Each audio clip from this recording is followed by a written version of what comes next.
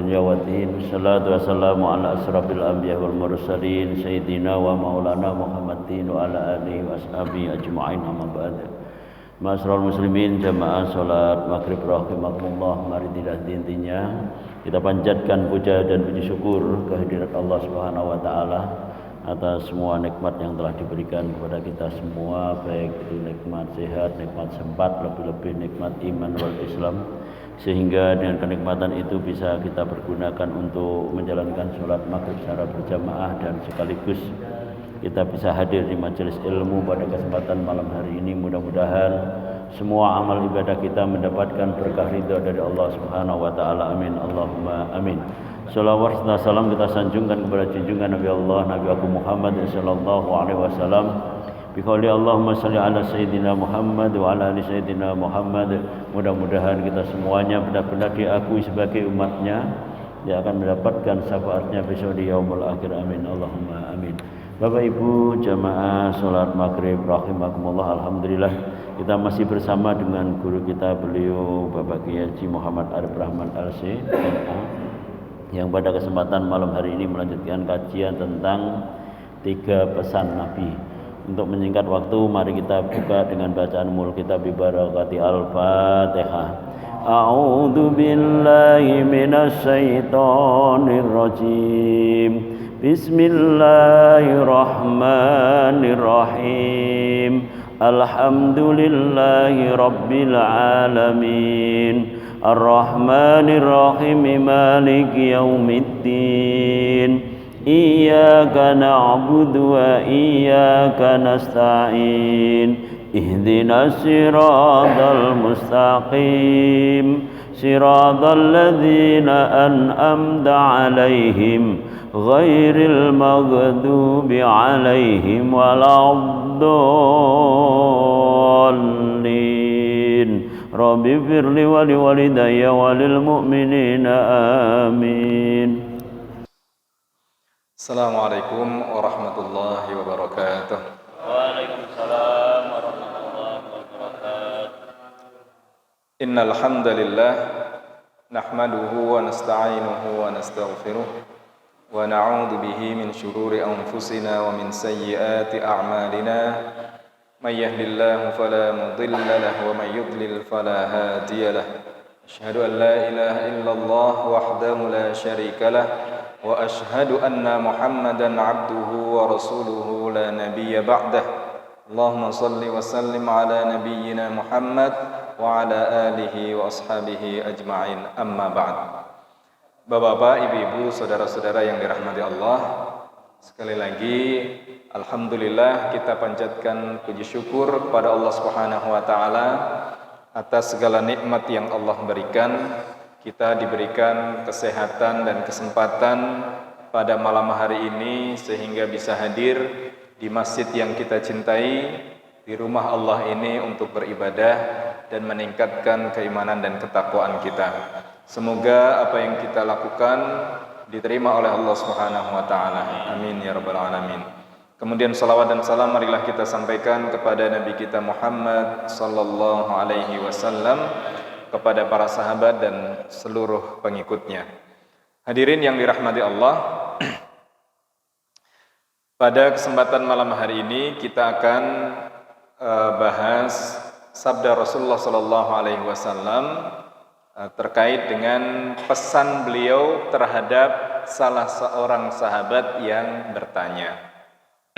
Jadi dalam hadis ini pelajaran yang bisa kita dapatkan tidak hanya dari sabda Rasulullah itu sendiri, tetapi juga bagaimana Rasulullah memberikan nasihat dan bagaimana sahabat mempunyai perhatian terhadap masalah agamanya. Baik, kita baca terlebih dahulu. Bismillahirrahmanirrahim. An Abi Ayyubin al-Ansari radhiyallahu anhu qala Ja'a rajulun ilan Nabi sallallahu alaihi wasallam faqala Aidni wa aujiz. Faqala idza qumta fi salatika fasalli salata muwaddi'in wa la takallam bi kalamin ta'tadiru minhu ghadan wa ajma'il iyasa mimma fi aidin nasi. Yang artinya hadis ini dari sahabat Abu Ayyub Al-Ansari radhiyallahu anhu, beliau berkata bahwa ada seorang laki-laki menemui Nabi Muhammad sallallahu alaihi wasallam lalu berkata, "Beri aku nasihat singkat." Maka beliau bersabda 3 hal ini. Yang pertama, jika kamu hendak melaksanakan sholat, sholatlah seperti sholat perpisahan. Yang kedua, jangan mengatakan sesuatu yang membuatmu minta maaf di kemudian hari. Dan yang ketiga, dan kumpulkan keputusasaan terhadap apa yang ada pada manusia. Hadis riwayat Ahmad, Ibnu Majah, At-Tabrani dalam Al-Mu'jam Al-Kabir. Kemudian beberapa ulama hadis, ada yang mengatakan hadis ini lemah, ada yang mengatakan hadis ini hasan. Tetapi hadis ini mempunyai banyak jalur periwayatan. Paling tidak hadis ini adalah hasan li ghairihi. Bapak Ibu yang dirahmati Allah, ada banyak pesan selain 3 yang disampaikan oleh Rasulullah sallallahu alaihi wasallam. Yang pertama adalah tentang keistimewaan Nabi di dalam mengajar, di dalam mendidik umatnya. Rasulullah itu diberikan keistimewaan oleh Allah, mampu untuk merangkai kata yang singkat tetapi dalam maknanya, atau yang dikenal dengan jawami'ul kalim. Jawami' itu kata-kata yang padat. Al-kalim itu kata-kata. Jadi kata-kata yang padat. Maka Bapak Ibu yang dirahmati Allah, hadis itu pendek. Nah, jadi Rasulullah itu bersabda itu rata-rata pendek. Kenapa kemudian para sahabat mampu menghafal? Jadi kalau Nabi itu memberi nasihat itu pendek, sehingga tidak heran sahabatnya itu mudah menghafal apa yang disampaikan oleh Nabi. Kalaupun ada hadis yang panjang, biasanya itu adalah cerita sahabat tentang Rasulullah Sallallahu Alaihi Wasallam. Nah, jadi tentang kepribadiannya, tentang perangnya dan seterusnya itu diceritakan oleh sahabat. Tapi rata-rata Nabi itu bersabda itu pendek, dan itu merupakan keistimewaan yang Allah berikan. Sebagaimana di dalam sabdanya, bu'ithtu bi jawami'il kalim. Aku diutus dengan membawa kata-kata yang singkat padat tetapi padat makna. Banyak. Pernah mungkin ada hadis tentang ad-dinun nasihah. Agama itu nasihat. Biasanya kemudian penceramah itu kan kemudian menjelaskan panjang lebar. Tapi Nabi hanya mengatakan ad-dinun nasihah. Agama itu nasihat. Kemudian dalam sabda yang lain, ittaqillaha haitsuma kunta. Bertakwalah engkau kepada Allah di mana saja engkau berada. Kan pendek. Nah, kemudian ada juga tabassumuka fi wajhi akhika shadaqah. Senyummu pada saudaramu termasuk sedekah. Dan beberapa sabda Nabi yang lain. Meskipun begitu, ada sahabat kemudian yang bertanya seperti ini. Nah, ini kata-kata sahabat ini bisa kita bahasa Indonesia kan dengan halus dan juga kasar. Aidni wa aujis. Ya wahai Rasulullah, tolong nasihati aku tapi sedikit. Nasihati saya tapi jangan banyak-banyak. Atau kemudian kalau rodok kurang ajar, Rasulullah nasihati aku jua kakeh. Jadi sahabat ada yang bertanya seperti itu. Jadi minta nasihat tapi nawar. Tapi ngenyang. Minta nasihat ya sebenarnya kan suka-suka yang mau menasehati, mau panjang mau pendek. Tapi sahabat ini kemudian mengatakan, "Aidni wa aujis." Rasulullah nasihati saya tapi sedikit saja, pendek saja, sederhana saja. Nah, seperti itu. Nah, ini juga memberikan penjelasan kepada kita bahwasanya Rasulullah itu tahu siapa yang diajak bicara. Dan Nabi tahu sangat detail keadaan para sahabat. Kalau dalam banyak riwayat itu ada sahabat yang bertanya dengan pertanyaan yang sama, tetapi Nabi menjawab dengan jawaban yang agak berbeda. Jadi ada itu dalam hadis kan, ya Rasulullah, ayyul a'mali afdal. Wahai Rasulullah, amal perbuatan apa yang paling afdal, yang paling utama? Pertanyaannya sama, tapi Nabi menjawab dengan jawaban yang berbeda. Biasanya jawabannya tidak satu memang. Jawabannya ada yang dua, ada yang tiga. Tetapi di antara kedua atau ketiga jawaban itu pasti ada yang berbeda. Ada yang kemudian Rasulullah mungkin melihat, oh sahabatnya ini kondisinya sholatnya kurang. Maka kemudian di antara amal yang paling baik Nabi kemudian menjelaskan sholatlah pada waktunya. Ada yang mungkin dengan orang tuanya kurang baik. Maka kemudian Nabi menjawab birrul walidain. Berbuat baik kepada orang tua. Kemudian Nabi juga melihat mungkin sahabatnya ini jihadnya kurang. Maka kemudian di antara perbuatan yang afdal itu Rasulullah menjawab al-jihadu fisabilillah. Nah ini, maka jawaban itulah yang kemudian menjelaskan kepada kita bagaimana perhatian Nabi terhadap para sahabat. Jadi tahu kondisinya. Maka kadang-kadang Nabi hafal siapa yang sholat di masjid, kok tiba-tiba nggak ada. Sehari, 2 hari nggak masalah. Kalau kemudian sampai 3 hari kemudian ditanyakan, si fulan kemana? Oh ternyata dia sakit. Sama seperti kisah Nabi di Mekah dilempari terus itu. Jadi dilempar di Mekah itu setiap ke Masjidil Haram dilempari Rasulullah. Suatu hari nggak ada yang lempari. Sehari, 2 hari, kok nggak ada yang biasanya yang lempari, yang mencaci maki, tidak ada. Maka Nabi bertanya, orang ini yang biasa ngelempari saya kemana? Ternyata sakit. Begitu tahu sakit, kemudian Rasulullah menjenguk. Rasulullah menjenguk. Dan orang itu kemudian menangis. Dia mengatakan, Anda itu orang yang selalu saya sakiti. Tetapi ketika saya sakit, Anda adalah orang yang pertama kali menjenguk. Nah, itu kepribadian Nabi yang sangat luar biasa. Ya mungkin kalau kita sak mendino dibalangi kan, gitu tahu sakit, syukur.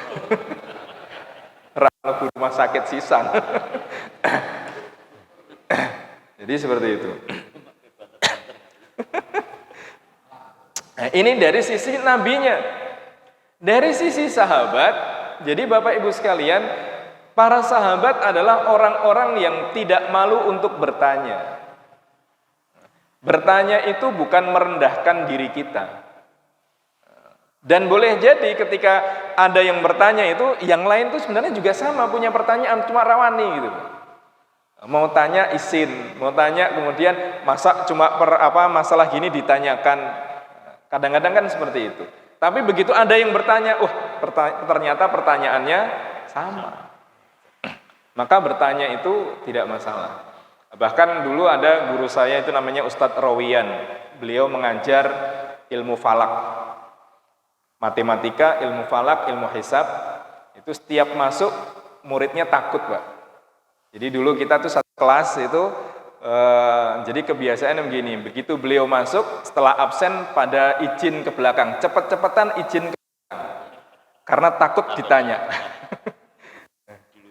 Jadi beliau tuh gini, ayo bertanya, kalian dikirim ke pondok itu bukan untuk mendengar, tapi untuk bertanya. Wah, kita bingung, mau nanya nanti ditanya lagi kan, akhirnya izin ke belakang. kemudian masuk lagi kalau mau pas bel mau pulang.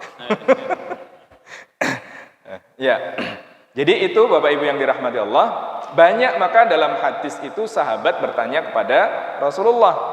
Bahkan para perempuan, ibu-ibu itu juga karena malu langsung bertanya kepada Nabi, maka mereka bertanya kepada istri beliau, Aisyah radhiyallahu anha. Jadi Aisyah ini menjadi jembatan antara para perempuan, para sahabat pada waktu itu dengan Rasulullah Shallallahu Alaihi Wasallam. Maka hadis-hadis tentang Aisyah itu banyak hadis tentang keluarga, hal-hal yang hanya diketahui oleh perempuan gitu. Ya. Nah, kemudian Bapak Ibu yang dirahmati Allah, apa sabda Rasulullah terkait dengan pertanyaan atau nasihat itu? Yang pertama adalah idza qumta fi shalatika fasholli sholata muwaddi'in. Apabila Anda akan melaksanakan sholat, maka sholatlah dengan sholat perpisahan. Yaitu seakan-akan kita melaksanakan sholat ini adalah sholat terakhir kita. Seperti kalau mungkin Bapak Ibu yang diberikan kesempatan untuk tindak haji atau umroh, itu kan ada namanya tawaf wada, tawaf perpisahan. Di antara doa tawaf perpisahan itu, ya Allah, jangan Engkau jadikan tawaf ini atau ibadah ini terakhir dalam hidupku. Seandainya ini adalah yang terakhir bagiku, maka jadikan ini atau tawaf ini Engkau terima ya Allah. Dan kembalikan kami kepada keluarga kami dalam keadaan yang baik atau dalam keadaan yang sehat. Nah, seperti itu. Nah, kita kata Rasulullah, sholatlah seperti sholat perpisahan. Ya, seakan-akan sholat Isya itu nggak sempat nanti. Seakan-akan waktu yang Allah berikan ya hanya maghrib tadi.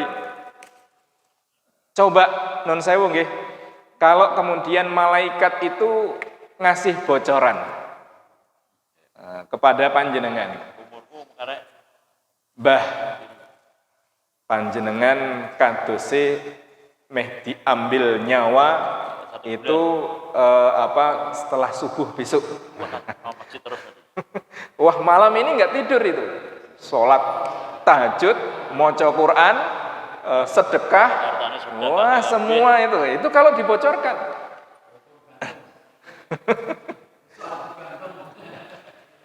Ya sama, leres seperti itu. Jadi sampai kalau itu dibocorkan, untungnya tidak. Karena kalau dibocorkan itu bisa kemudian langsung ibadahnya kuat atau kemudian sebaliknya malah takut ini. Jadi langsung sama kayak dulu orang dapat zamannya SD-SB itu. Orang kan pingin duit. Begitu masang keluar malah kemudian orang cuma semaput toh. Nah, jadi saking kagetnya seperti itu. Maka Rasulullah kemudian di sini, sholatlah seperti sholat perpisahan, seperti Anda melaksanakan sholat yang terakhir kalinya. Maka Bapak Ibu yang dirahmati Allah, ini menjadi koreksi bagi kita bersama. Kadang-kadang karena ada masalah atau kemudian ada sesuatu sehingga sholat kita kurang khusyuk. Maka sebenarnya kita melaksanakan sholat berjamaah itu membantu kita untuk melaksanakan sholat dengan baik. Meh pingin cepet nggak bisa, karena imamnya ya seperti itu. Mau pingin rodok suwe ya nggak bisa. Pas kebetulan imamnya baca cepat, kita pinginnya lama nggak bisa. Ya seperti itu. Tetapi dengan kita berjamaah, sholat kita ini terjaga. Jadi sholat kita terjaga. Nah, kalau kita sholat sendiri kan beda ceritanya. Kadang-kadang cepat Pak. Nah, sholat berjamaah itu sedikit lebih lama. Nah, maka ketika kita melaksanakan sholat, Bapak Ibu yang dirahmati Allah, kita menjalankan dengan sebaik-baiknya. Kemudian bagaimana pertanyaan yang sering muncul, bagaimana kemudian sholat kita ini khusyuk? Jadi khusyuk itu perbuatan yang sangat sulit. Tapi bukan berarti tidak bisa. Kalau ada salah seorang ulama itu mengatakan, perbaiki gerakan sholatmu, maka akan membantu khusyuk di dalam melaksanakan sholat. Takbir yang baik, sedekap yang baik. Itu kalau sholat sendiri, ya. Kemudian rukuk dan sujud yang baik. Istilahnya tumak ninah. Tumak ninah itu tenang. Kalau tajwid itu kita membaca Al-Quran dengan tajwid itu membaca Al-Quran dengan memberikan hak huruf. Kha ya dibaca kha, ain ya dibaca ain, itu hak huruf dan juga panjang pendeknya. Tapi tumakninah itu adalah memberikan hak dari gerakan sholat. Kalau sedekap ya sedekap yang baik. Kalau pas rukuk ya rukuknya yang baik. Rukuk yang baik itu badan kita sudah rukuk dulu, sempurna dulu, baru kemudian berdoa. Maka kalau kita lakukan seperti itu, insya Allah membantu kita khusyuk di dalam melaksanakan sholat. Tetapi tidak berarti yang kemudian khusyuk itu ukurannya lama, tidak. Jadi khusyuk itu ukurannya tidak lama. Tetapi tadi hak gerakan sholat itu diberikan dengan baik. Kapan ruku, kapan sujud, kapan duduk di antara dua sujud, kan seperti itu. Nah itu dilaksanakan dengan baik, insya Allah membantu kita untuk khusyuk di dalam sholat. Selain ya tahu maknanya, saya tidak mengatakan tahu artinya, Pak. Tahu artinya itu berat. Jadi kalau panjenengan itu sholat harus tahu artinya, wah angel, Pak. Makanya dulu ada sholat bilingual, itu sholat yang mustahil. Sholat dua bahasa. Dua bahasa itu satu bahasa Arab, satunya terjemahannya. Ngafal ke terjemahan Al-Fatihahnya nggak barbar itu. Di Malang. Ya di Malang akhirnya kan kemudian dipanggil MUI, nggak boleh. Maka yang penting tahu maknanya, cukup tahu maknanya. Nah, kemudian sholat ya ketika sholat kita sendiri maupun kemudian kita sholat berjamaah. Kemudian, nah ini tentang sholat. Maka kemudian dalam tulisan itu saya tulis keadaan orang yang sholat seperti sholat perpisahan ini seperti gambarannya orang melaksanakan ibadah dengan ihsan. Jadi anta'budallaha ka'annaka tarah fa illam takun tarahu fa innahu yaraka. Jadi kita beribadah kepada Allah itu seakan-akan kita melihat Allah. Sama ketika kita bekerja seakan-akan kita melihat atasan kita. Nah, seandainya kita tidak bisa melakukan itu, yang harus dihadirkan adalah meyakini Allah melihat kita. Meyakini, ya, kalau sekarang kan ada CCTV. Dulu cuma ada mandor, cuma ada pengawas. Kalau datang semangat, pengawasnya pergi tidak semangat lagi ya. Sekarang ada CCTV. Sama kayak yang nyuri itu kan ketahuan lewat CCTV. Ya. Ternyata kok nggak cuma satu orang, banyak tempat. Nah ini beribadah seperti itu. Sama ketika kita bersedekah. Dengan tangan kanan seakan-akan tangan kiri tidak tahu yang kita keluarkan. Ya seperti itulah. Ada ibadah yang perlu diperlihatkan, ada ibadah yang kemudian harus disembunyikan. Ini pesan Nabi yang pertama, sholat dengan keadaan sholat perpisahan. Yang kedua, pesan Nabi adalah wala takallam bikalamin ta'tadiru minhu ghadan. Jangan engkau berbicara yang Jangan engkau mengatakan sesuatu yang membuatmu minta maaf di kemudian hari. Artinya kita mengendalikan lisan kita dan berpikir panjang apa yang keluar dari lisan ini. Ya, menyinggung perasaan orang lain, menyakiti perasaan orang lain. Rasulullah SAW pernah menyampaikan, maukah aku beritahu dua hal yang menjamin Anda masuk surga. Maka kemudian Rasulullah melanjutkan, jika kamu bisa menahan lisan dan kemaluan, apa yang di antara dua bibir dan kemudian di antara dua kaki, nah, itu dijaga dengan baik. Lisan ini, maka Bapak Ibu yang dirahmati Allah, banyak hal yang penyakit-penyakit akhlak ini keluar dari lisan. Mau iri, dengki, sombong, kemudian hasad dan lain sebagainya. Meskipun itu dalam hati, tapi kan banyak keluar dari perkataan. Sombong tidak hanya sikap, tapi perkataan juga keluar. Iri, dengki, kemudian mencaci maki, itu kan keluar dari lisan semua. Maka Rasulullah kemudian memerintahkan mengendalikan lisan itu. Dan Ramadan kemarin mengajarkan kita tentang pengendalian lisan. Jadi Ramadan mengajarkan kita tentang pengendalian lisan. Sampai-sampai diibaratkan orang yang berpuasa itu bau mulutnya seperti lebih harum dari minyak kasturi. Itu kan hakikatnya pengendalian lisan. Tidak semua yang kita ketahui harus dikeluarkan. Jadi tidak semua yang ada dalam pikiran kita harus dikeluarkan. Maka Rasulullah SAW juga menyampaikan, "Man kana yu'minu billahi wal yaumil akhir falyakul khairan aw liyasmut." Siapa yang beriman kepada Allah dan hari akhir, maka berkatalah yang baik atau diam. Ya, tapi ini yang memang kerjaannya bicara tidak masuk di sini, gitu. Nah, memang kerjaannya bicara gitu.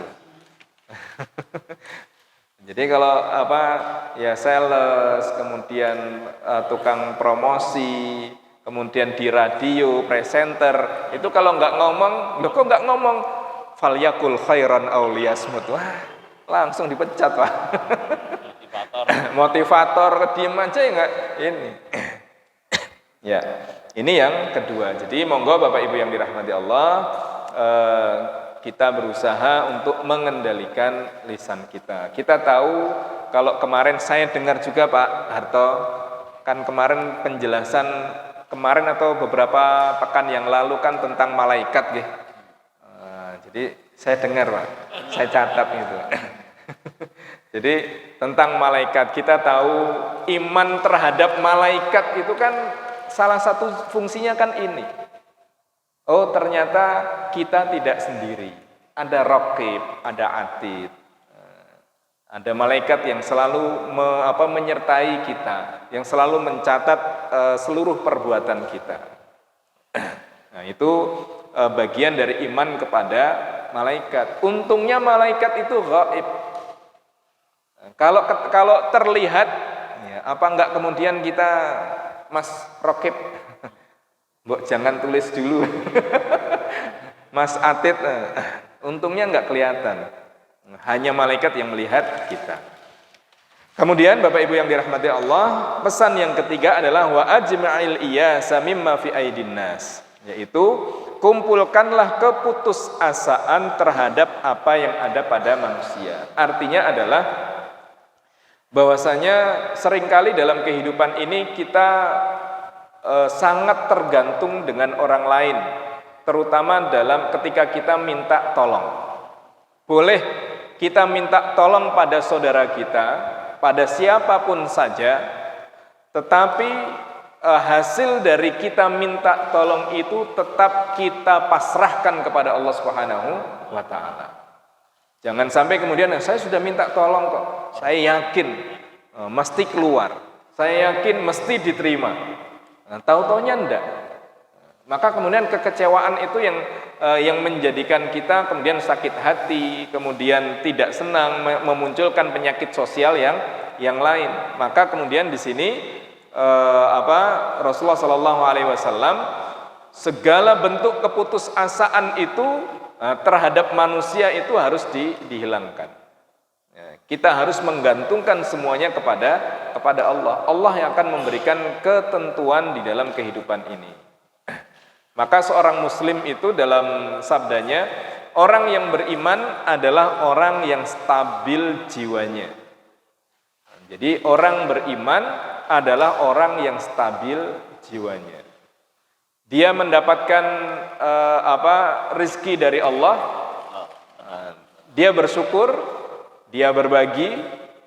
Ketika kemudian sedikit mendapatkan ujian dari Allah, dia kemudian sabar. Karena ujian itu tidak seterusnya. Ujian itu pasti ada batasnya. Pasti ada masanya. Tidak ada orang yang menangis terus, sebaliknya tidak ada orang yang tertawa terus. Ya mungkin adanya di RSC mungkin. Bapak Ibu yang dirahmati Allah, kami rasa ini yang dapat kami sampaikan, kurang lebihnya mohon maaf. Mungkin ada hal-hal yang belum jelas. Monggo tidak harus pertanyaan, memberikan contoh, kemudian memberikan pandangan terhadap ketiga hal ini, monggo dipersilahkan. Allahu a'lam. Alhamdulillah.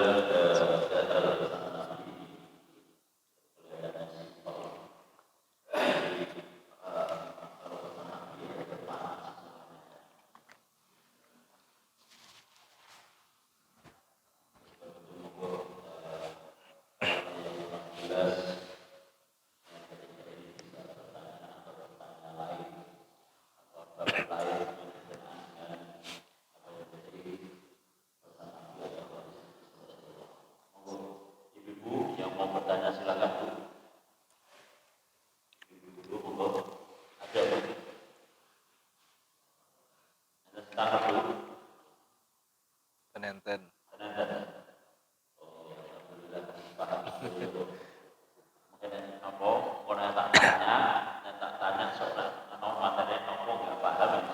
Ulangan. Keulangan. Kalau pas ngisian biasanya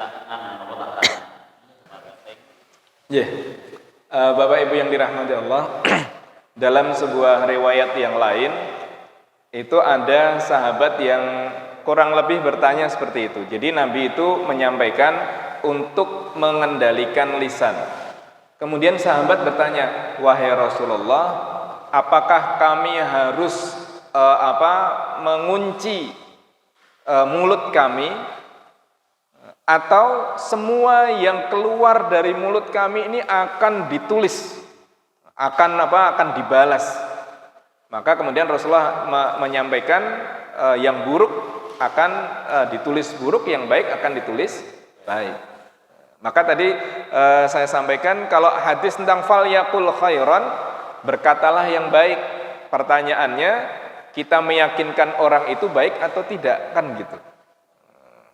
Maka tadi saya beri contoh orang yang memang pekerjaannya itu dari lisannya, dari mulutnya. Ketika itu baik, tidak melakukan penipuan, kemudian tidak menipu, maka itu tidak masalah.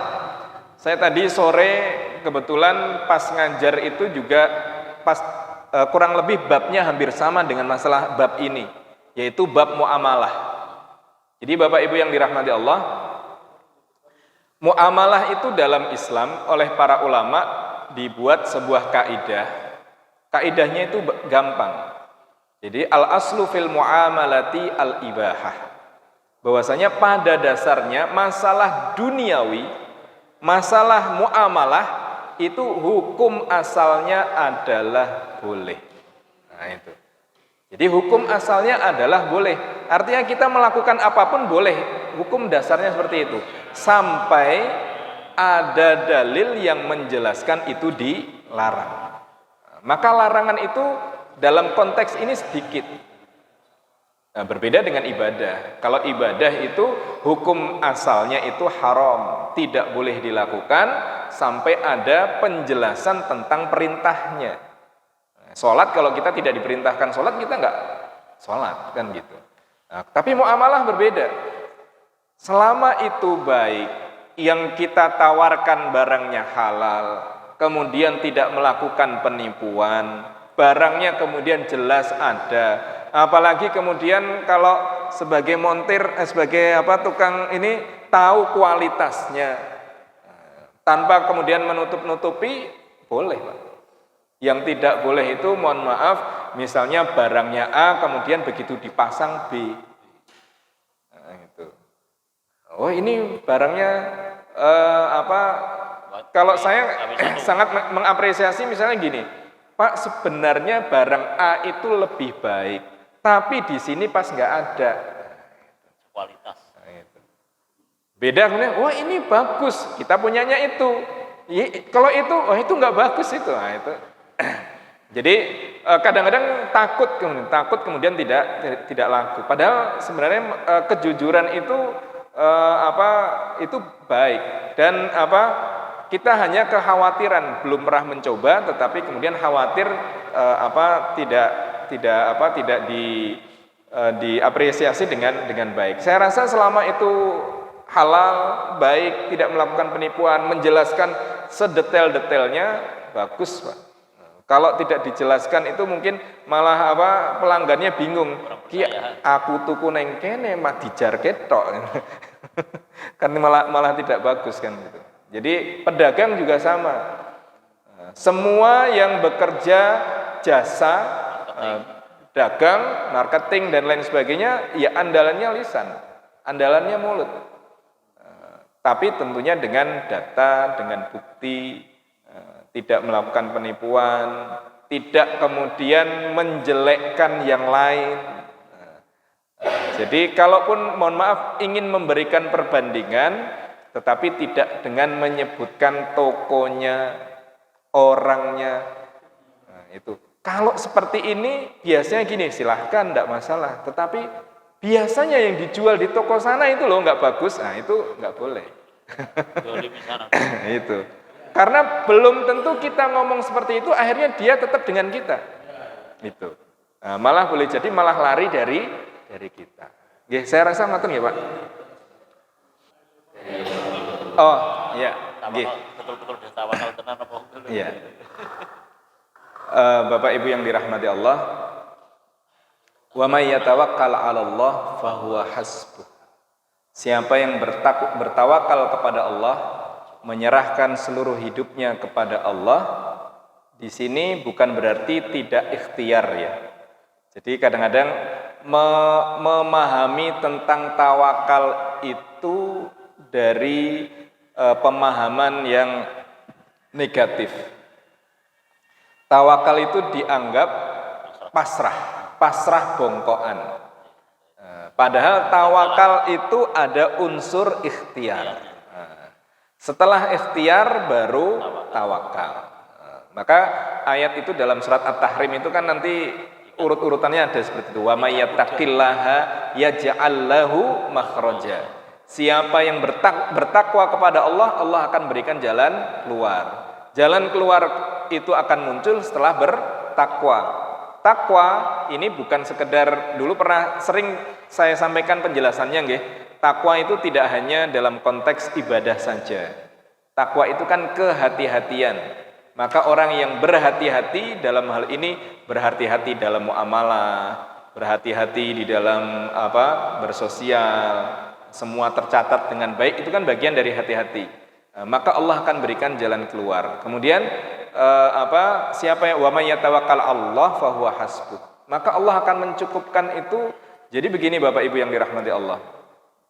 Orang yang bertawakal itu apa yang dia terima itu cukup, qanaah dengan apa yang dia terima. Dia tidak melihat orang lain yang mempunyai kemampuan di atas dirinya. Orang yang qanaah itu seperti itu. Walaupun mohon maaf kehidupannya harus apakah mendapatkan dari orang lain ataukah kemudian ya gali lubang tutup lubang seperti itu. Tetapi ketika kemudian semuanya itu masih dalam sesuai dengan apa yang dia sesuai dengan kemampuannya, maka ini bagian dari tawakal tadi. Allah akan mencukupkan di situ. Jadi apa yang Allah perbuat terhadap orang tadi dengan melahirkan sifat qanaahnya. Sebagaimana mungkin pernah saya sampaikan, sifat syukur, kemudian ingat kepada Allah, kemudian ibadah yang baik, ataukah kemudian sifat keimanan yang lain, itu selain kita berusaha, itu juga datangnya dari Allah. Sama dengan tawakal. Tawakal itu usaha kita untuk tawakal dan juga hadiah dari Allah Subhanahu wa taala. Hidayah yang Allah berikan kepada manusia. Maka dia mencukupkan dengan apa yang dia miliki. Dan sebenarnya ini nanti kalau ditarik lebih jauh lagi, peran dari lembaga amil zakat di situ. Jadi lembaga amil zakat kan ada beberapa asnaf yang memang harus diberikan dari situ. Nah, seperti yang di masjid kita, alhamdulillah, meskipun mungkin belum sesuai dengan apa yang diinginkan, tetapi kan dari masjid ini berusaha. Mana yang kemudian bisa ditutup dari kebutuhan orang-orang yang memang membutuhkan. Dan yang ditutup adalah kebutuhan pokok. Tawakal itu bukan kemudian kebutuhan pokoknya tidak terpenuhi, tetapi kebutuhan yang tidak pokok itu malah kemudian dicari-cari. Kekurangan untuk makan, tetapi kredit motor, kredit ini dan itu banyak. Nah, itu tidak masuk dalam konteks tawakal tadi. Maka fahuwa hasbuh, Allah yang mencukupkan usaha kita untuk cukup dengan apa yang Allah berikan, dan juga hidayah Allah untuk mencukupkan kehidupan orang tersebut. Saya rasa ngaten Pak Hasan. Mohon maaf kalau ada hal-hal yang kurang berkenan. Assalamualaikum warahmatullahi wabarakatuh. Waalaikumsalam warahmatullahi wabarakatuh. Alhamdulillah, dengan 3 pesan Nabi ini mudah-mudahan kita bisa menjalani semuanya. Jadi ketika kita melakukan suatu amal kebaikan, bahkan apalagi sholat, jadikanlah sholat itu bahwa sholat yang waktu terakhir kita sholat. Dan yang kedua, kita supaya menjaga lisan, ya. Karena selamatnya kita semua adalah dari lisan. Dan yang ketiga tadi adalah kita suruh menjadi orang yang qanaah. Karena tanda-tanda atau ciri-ciri orang yang takwa diantara adalah qanaah, yaitu nerimo. Takwa dari kata tawadu, rendah hati, qanaah, dan wiroi atau hati-hati. Ketika kita sudah demikian, insya Allah kita dan pasti dijamin oleh Allah, dicukupi oleh Allah. Contoh kecil aja, ngopeni masjid, jadi marbot masjid. Contoh Nurul Ulum, itu hanya bersihkan aja, nggak punya kegiatan apa, tapi alhamdulillah akhirnya dari situ bisa cukup. Dan siapa yang mau ngopeni rumahnya Gusti Allah pasti dicukupi oleh Allah. Contoh nanti ketika masjid ini sudah berjalan, nanti insya Allah yang ngopeni masjid ini juga akan kita kasih seperti UMR. Yang penting ngopeni tenang, insya Allah gue kecukupan, gue keluarga insya Allah cukup, karena Allah yang cukupi.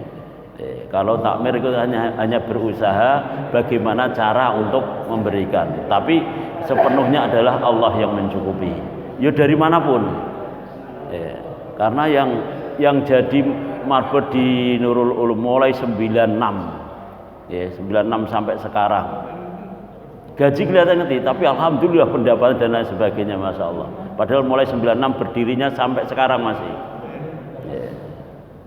Oleh sebab itu ini contoh kecil saja. Lah nek kalau kita dikatakan orang yang beriman, kelihatan beriman tapi coba masjid aja enggak gelem. Ngopeni rumah Gusti Allah aja enggak gelem. Itu belum dikatakan orang yang bertakwa. Makanya kenapa dengan adanya beras, ya, ada beras bank beras ini, kita supaya beliau para yang membutuhkan ini supaya masuk ke masjid, maksud saya gitu. Ya. Jadi yang kita kasih ke sini itu ben masuk masjid, memang nggak kita antar, karena wajibnya laki-laki jamaah itu kan di masjid kan gitu, untuk mendekati wajib, ya, fardu kifayah. Ya, oleh sebab itu monggo nanti Pak Wartoyo juga nyampaikan, Pak Wartoyo juga menyampaikan ketika ini, soalnya ini di YouTube nggak masalah, ketika ngasih beras dengan dakwahi, Bu, Mbah, Pak, sampean kenapa di jaro masjid sampean ben ikut jamaah di masjid gitu, ya. Tolong sambil sampaikan, jangan cuma hanya ngasih terus di bawah, biar ada dakwahnya di sini, makmur masjidnya, karena rumah Allah kan butuh dijaga. Sing jaga siapa? Ya umat Islam semuanya, bukan takmir. Ya. Jadi maksud saya semacam itu. Ya. Jadi bukan kita antar ke rumah-rumah, maksudnya biar masuk masjid, akhirnya masjidnya menjadi makmur. Itulah tujuan takmir, itu adalah memakmurkan masjid. Itulah yang menjadi tujuan utama. Ya. Mudah-mudahan umat Islam dicukupi oleh Allah, dijaga oleh Allah. Mari kita tutup dengan kafaratul majelis. Subhanakallahumma wa bihamdika asyhadu an la ilaha illa anta astaghfiruka wa atubu ilaik. Wassalamualaikum warahmatullahi wabarakatuh.